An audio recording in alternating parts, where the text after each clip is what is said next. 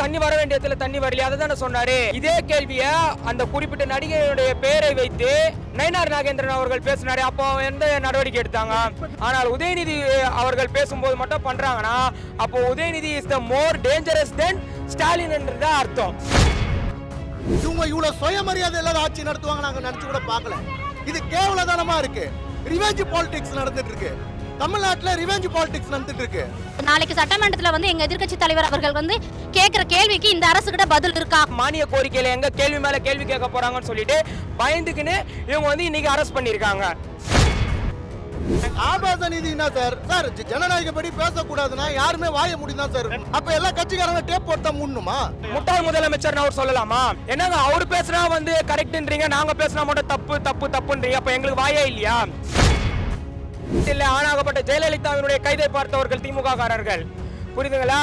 எம்ஜிஆரினுடைய கைதை பார்த்தவர். அதனால இவர் என்ன வேணா இவங்க ஹேஷ்டேக்ல மட்டும் தான் காலத்தை ஓட்டுறாங்க. ஹேஷ்டேக் போட முடியுமே தவிர அதே ஹேஷ்டேக் ஆளுநருக்கு எதிராக போட சொல்லுங்க, போட மாட்டாங்க. ஆச்சி மசாலா எந்த சமையலும் ருசி தேடும் ரகசியம் 20 ரூபாய். தமிழ்நாட்டுல எல்லாமே சேஞ்ச் ஆயிடுச்சு. உங்க நகையையும் சேஞ்ச் பண்ணுங்க. உங்க பழைய நகைக்கு கிராமுக்கு 150 ரூபாய் கூடுதலா வாங்கி புது நகை எடுத்துக்கோங்க. அதே கம்மி சேதாரம் தான் உங்க லலிதால மட்டும்தான். எதிர்க்கட்சி தலைவர் திரு உதயநிதி ஸ்டாலின் கைது செய்யப்பட்டதை தொடர்ந்து பல இடங்களில் போராட்டம் எடுத்திருக்கிறது. அதை தொடர்ந்து போராட்டக்காரர்கள் என்ன சொல்லுகிறார்கள் அப்படின்றத நாம் இன்றைக்கு கேட்டு தெரிந்து கொள்ள இருக்கிறோம். தற்போது நாம் போராட்ட களத்தில் இருக்கிறோம். போராட்டக்காரர்கள் என்ன சொல்கிறார்கள் என்பதை நாம் கேட்டு தெரிந்து கொள்ளலாம். நாங்கள் ஆபாசமா எந்த இடத்துல பேசுகிறோம்? எந்த இடத்துலையும் ஆபாசமா பேசலாம். அவங்களுக்கு இரட்டை அர்த்தத்தில் தோன்றதுன்னா அதுக்கு நாங்கள் என்ன பண்ண முடியும்? அவர் அங்கே தண்ணி வரணும்னு இருக்காரு. அதுல என்ன தண்ணி வரல? ஆமா, தண்ணி நேற்று 6/18 காவேரி கொள்ளிடத்துல தண்ணி வரல. யாருமே தண்ணி வர வேண்டிய இடத்துல தண்ணி வரலையா, அதை தானே சொன்னாரு. இதே கேள்விய அந்த குறிப்பிட்ட நடிகையுடைய பெயரை வைத்து நயினார் நாகேந்திரன் அவர்கள் பேசினாரு. அப்போ எந்த நடவடிக்கை எடுத்தாங்க? இரட்டை அர்த்தத்துல இப்ப இருக்கிற முதலமைச்சர் இரட்டை அர்த்தத்துல பேசினதே இல்லையா? வாயில நல்ல வார்த்தை வந்துடும் சொல்றாருல்ல. நியாயப்படுத்து. இது நியாயம் தானே? எப்படி நியாயப்படுறது சொல்றீங்க? ஒண்ணுமே கிடையாதுங்க. போன ஆட்சியில நாங்க எந்த கைது நடவடிக்கை நாங்க செஞ்சோமா சொல்லுங்க? இதுல கைது நடவடிக்கை வேண்டிய அவசியமே கிடையாது. நாளைக்கு சட்டமன்றத்துல எங்க எதிர்க்கட்சி தலைவர் அவர்கள் கேட்கிற கேள்விக்கு இந்த அரசு கிட்ட பதில் இருக்கா? இதுவரைக்கும் எந்த அமைச்சராவது காவிரி பிரச்சனைக்காக வாயை திறந்து பேசியிருக்காங்களா? அவங்கள பேச சொல்லுங்க. காவிரிக்கு மக்கள் காவிரிக்கு ஏன் தண்ணி கொண்டு வர முடியல, அந்த பதில இந்த கைது பாத்தீங்கன்னா ஒரு ஜனநாயகத்துக்கு ஆபத்தான நிலையில் இருக்கிற தாவேக அரசு பண்ற தப்புனால இது ஒட்டுமொத்த தமிழக அரசுலக்கே ஒரு கேவலம். பண்ணட்டும், எங்க மேலேயான விமர்சனம் இன்னைக்கு நேற்று இல்ல. ஆனாகப்பட்ட ஜெயலலிதாவினுடைய கைதை பார்த்தவர்கள் திமுக காரர்கள், புரியுதுங்களா? எம்ஜிஆரினுடைய கைதை பார்த்தவர். அதனால இவர் என்ன வேணா இவங்க ஹேஷ்டேக்ல மட்டும் தான் காலத்தை ஓட்டுறாங்க. ஹேஷ்டேக் போட முடியுமே தவிர அதே ஹேஷ்டேக் ஆளுநருக்கு எதிராக போட சொல்லுங்க, போட மாட்டாங்க. இன்னைக்கு எதிர்க்கட்சி தலைவரா இருக்கிற அவரு இன்னைக்கு தற்போது எதிர்க்கட்சி தலைவர் மட்டுமல்லாம நாடாளுமன்ற குழு தலைவரா இருக்காரு.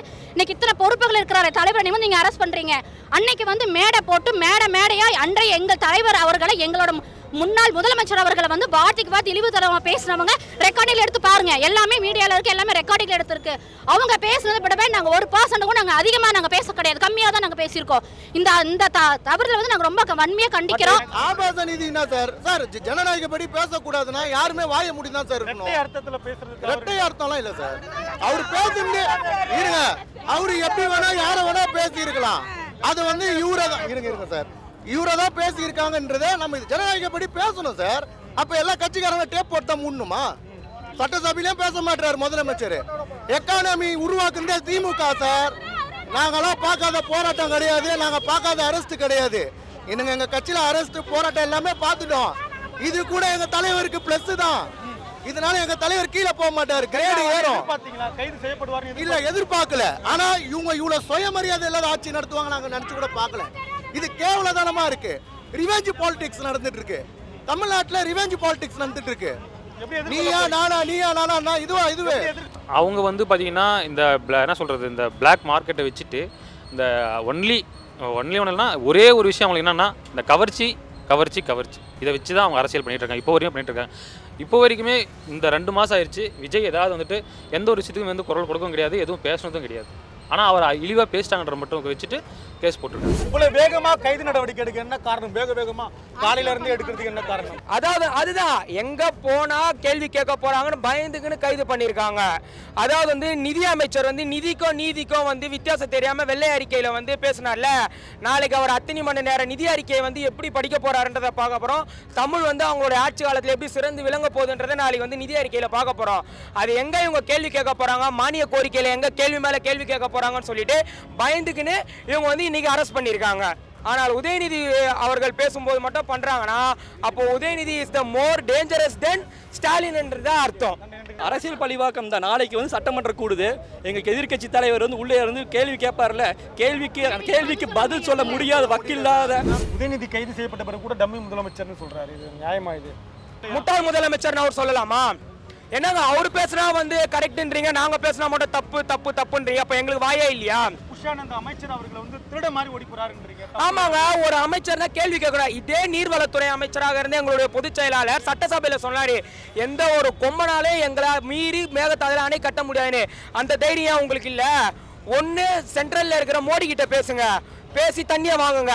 அப்படி இல்லைன்னா உங்களுடைய கூட்டணி கட்சி தானே ஆட்சியில் இருக்கு. அதாவது வந்து 108 சீட்டை ஜெயிச்சுட்டு 2 ராஜ்யசபா சீட்டில் ஒரு ராஜ்யசபா சீட்டை தூக்கி கொடுத்தீங்கல்ல, ஒரே ஒரு ராஜ்யசபா சீட்டை அவங்கள வச்சு பேசுங்க. கர்நாடகாவில் தண்ணி வாங்கி கொடுங்கன்னு அவர் வந்து எந்த இடத்துல வரணுமோ அந்த இடத்துல வரலன்னு சொல்லியிருக்காரு. அது என்ன இடம்னா வந்து காவேரியிலேயே கொள்ளிடத்துலேயே நேற்று தண்ணி வரல.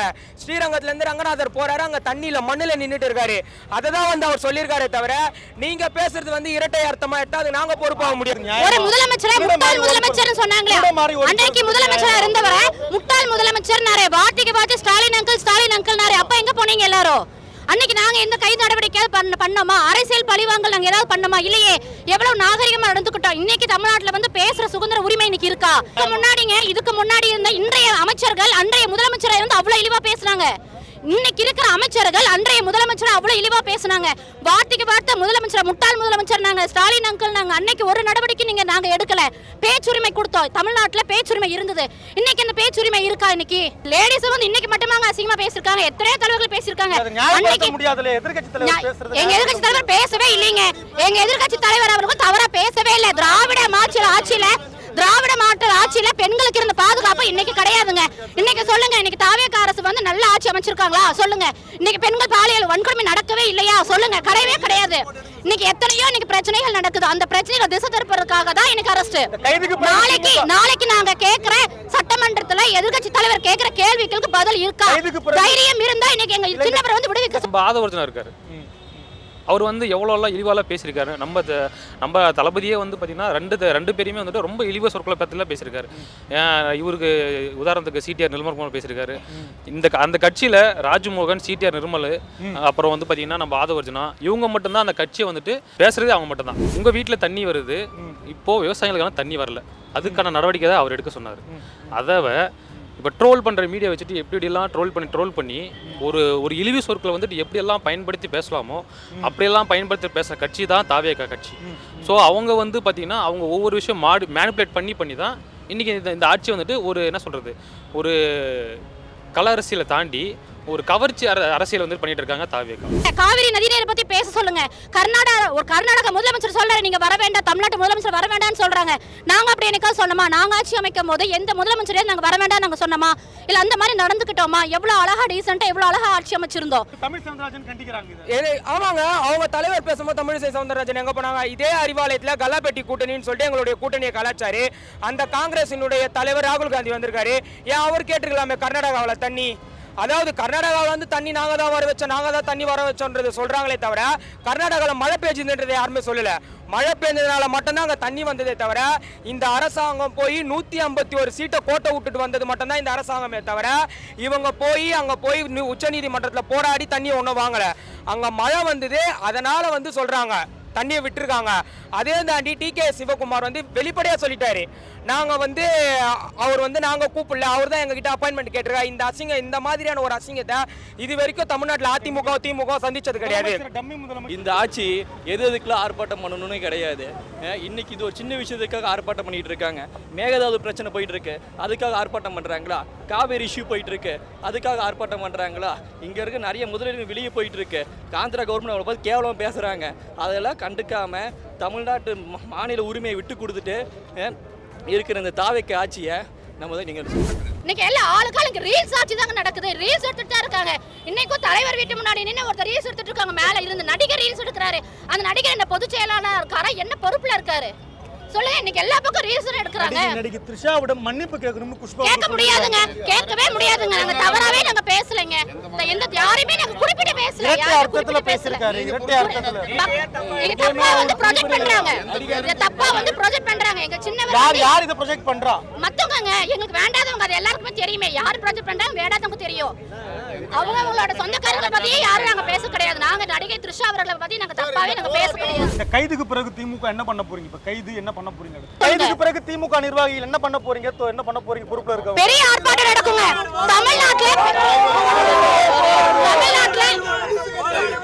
தமிழ்நாட்டுல பேச்சுரிமை சுதந்திரமே இல்லைங்க. இது வரைக்கும் எந்த ஆட்சியிலுமே பேசுனா அரெஸ்ட் பண்ற விதம் எதுவுமே கிடையாது. இதுக்கு முன்னாடி திராவிட மாடல் ஆட்சி மட்டும் கிடையாது. எதிர்க்கட்சி தலைவர்கள் எத்தனை பேர் ஆட்சி அடைஞ்சிருக்காங்க. யாருமே பேசுறதுக்கு அரெஸ்ட் பண்ணவே கிடையாது. இந்த அரசுக்கு இது ஒண்ணு மட்டும் தான் தெரியும். பேசுறது அரெஸ்ட் பண்ண மட்டும் தான் தெரியும். வேற எதுவுமே தெரியாது. முடிஞ்சா காவிரி அணையில் இருக்க தண்ணியை கொண்டு வாங்க. மேகதாது அணையை கட்ட முடியாத அளவுக்கு பண்ணுங்க. நீங்க நாங்க கொண்டு வந்த திராவிட மாடல் ஆட்சியில் இருக்க பெயர் மாற்றத்தை தவிர வேற என்ன சாதிச்சிருக்கீங்க இந்த 60 நாள் ஆட்சியில? இதனால மட்டுமே திமுக வந்து ஒன்றும் அழிஞ்சிட்டு போயிருது இல்லை. இது மாதிரி பல விஷயங்களை திமுக பார்த்துருக்குது. அதுலேருந்து மீன் வந்திருக்காங்க. தொடர் போராட்டம் சார், தொடர் போராட்டம். ஏங்க ஒரு எம்எல்ஏவோட ஐஏஎஸ் ரிப்போர்ட் எடுங்க. என்னங்க நடக்குது? ஒரு அமைச்சர் இப்படி பேசுறாரு. நான் கேட்குறாங்க, யாருக்கு முதலமைச்சர்? எனக்கு ஒன்றும் புரியலங்க. அங்கே 100 பேர் முதலமைச்சரா இல்லை ஒருத்தர் முதலமைச்சரா எங்களுக்கு தெரியல. ஒருத்தர் இந்த ஒரு ஸ்டேட்மெண்ட் கொடுக்குறாரு, இவரு ஒருத்தர் இந்த ஸ்டேட்மெண்ட் கொடுக்குறாரு. எங்க உதயநாளெல்லாம் பேசி ஒன்றும் பண்ண முடியாது. அவர் எல்லாமே பண்ணிட்டாரு. அவர் எக்கானமிக் லீடரா மாறிட்டாரு. இன்னும் அவரை வந்து பேசி அவர் ஏத்ததான் போறாங்க. இதுதான் நடக்க போகுது. அடுத்தது அவர் தான் முதலமைச்சரா உட்கார போறாரு. அடுத்த இதுதான் நடக்க போகுது. சூழ்நிலை அப்படிதான் இருக்குங்க.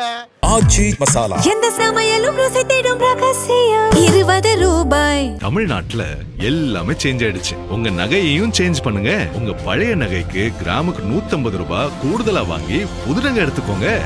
அதே கம்மி சேதாரம் தான் உங்க லலிதால மட்டும்தான்.